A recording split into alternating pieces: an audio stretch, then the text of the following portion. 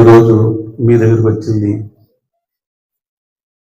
నేను చిన్నప్పుడు మీ అంత ఉన్నప్పుడు ఏమైనా పళ్ళు ఊడిపోయినా పన్ను అటు ఇటు ఊపి లాగేయడం, లేదా దారం పెట్టి తీసేయడం అలా చిన్నప్పుడు అలాగ ఉండేవి. అప్పుడు హాస్పిటల్ గట్ట ఉండేవి కాదు. మేము రావులపల్లి నుంచి కొత్తపేట వెళ్ళేవాళ్ళు ఏమన్నా పళ్ళు గట్ట పెంచుకోవాలంటే.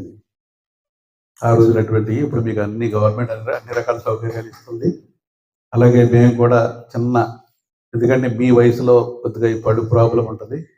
పాత పళ్ళు ఊడిపోయి కొత్త పళ్ళు రావడం, లేకపోతే పాత పళ్ళు ఉండిపోగానే పక్కంట కొత్త పళ్ళు రావడం, కొంతమందికి పన్ను తిరిగిపోయి ముక్కు ఉండిపోవడం, ఇట్లా ఊడిపోయినప్పుడు కానీ, ఇలాంటి చిన్న చిన్న సమస్యలే మీకు రేపు పొద్దుట కొద్దిగా ఎక్కువగా ఇబ్బంది పెట్టే పరిస్థితి. పళ్ళు వంకరగా రావడం కానీ, తర్వాత మళ్ళీ మీరు క్లిప్పులు గట్ట వేసుకునే అవసరం వద్దన్నమాట. సరిగ్గా ఇప్పుడు పళ్ళు వంకరగానే వస్తాయి. అందుకని అటువంటిది ఏమీ రాకుండా ఈ స్టేజ్లోనే మరి మీకు చేస్తే బాగుంటుందని. ఎందుకంటే అనుకోకుండా నేను ఈ ఎఫెక్స్ హాస్పిటల్ మరి వాళ్ళ వైద్యం నచ్చి అందరూ పెద్ద పెద్ద వాళ్ళందరూ అక్కడికి చేయించుకున్నారు.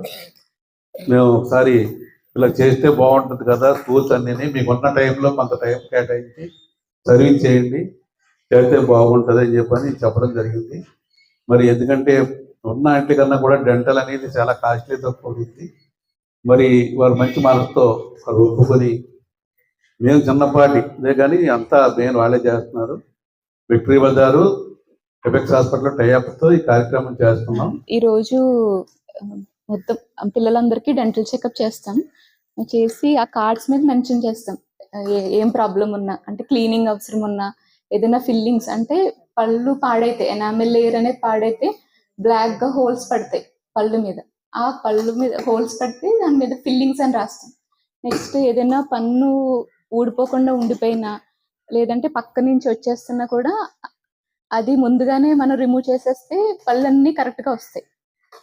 సో ఫ్యూచర్లో క్లిప్ ట్రీట్మెంట్స్ అని పెద్ద పెద్ద ట్రీట్మెంట్స్ చేసుకోవాల్సిన అవసరం ఉండదు, మన ఈ స్టేజ్లోనే కరెక్ట్గా ప్రివెంట్ చేసేసుకుంటే. మెయిన్గా ఈ క్యాంప్లో మనకి చెకప్ చేసి ట్రీట్మెంట్ అనేది కూడా ఫ్రీగా చేస్తాం హాస్పిటల్కి వస్తే.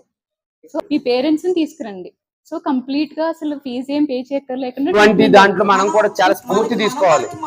మరి ఒక సామాన్య వ్యక్తి అసామాన్య వ్యక్తిగా ఎదగడంలో గొప్ప ఉండదు, డబ్బులు సంపాదిస్తే గొప్ప ఉండదు, కానీ ఆ వచ్చిన ధనంతో ఆ సమాజ హితానికి ఎంతవరకు తోడ్పడుతున్నారు అనేది మనం గుర్తు చేసుకోవాలి. కాబట్టి మనం కూడా మన స్కూల్కి ఇలా రావాలి, మన స్కూల్కి ఏదైనా చేయాలి. మీరు ఇప్పుడే ఫిక్స్ అవ్వండి మైండ్లో, రేపొద్దున నేను ఒక మంచి పొజిషన్కి వెళ్ళిన తర్వాత నా స్కూల్కి నేను ఏదైనా చేయాలి అని అనుకోవాలి. మన పని మనం చేసుకుంటూ సమాజం పట్ల ఎప్పుడు కూడా ఏదో ఒకటి మనం చేస్తూ ఉండాలి. అంతే. ఒక కార్యక్రమాన్ని నిర్వహిస్తూ డాక్టర్స్ వాళ్ళు చాలా ఎక్స్పీరియన్స్ డాక్టర్స్ కేవలం అది ఏంటి అనేది చూసి వెళ్ళిపోకుండా దాని తర్వాత కూడా ఫాలోఅప్ చేయడం, ఎవరికైతే ఇబ్బందులు ఉంటాయో వాళ్ళని తర్వాత ఏంటి ట్రీట్మెంట్ అనేది కూడా ఆయన సమక్షంలోనే, ఆయనకి ఆధ్వర్యంలోనే అది జరగడం అనేది చాలా